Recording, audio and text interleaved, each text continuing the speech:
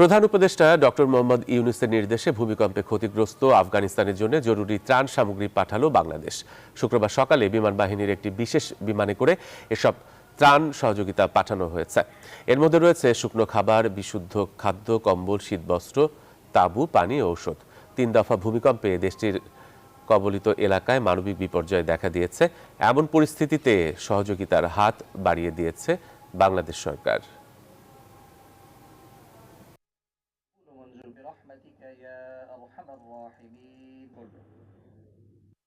মাননীয় প্রধান উপদেষ্টার নির্দেশে ভূমিকম্প সৃষ্ট আকস্মিক দুর্যোগ মোকাবেলায় আফগান জনগণের জন্য বাংলাদেশ সরকারের পক্ষ থেকে জরুরি মানবিক সহায়তা প্রদানের উদ্যোগ গ্রহণ করা হয়েছে।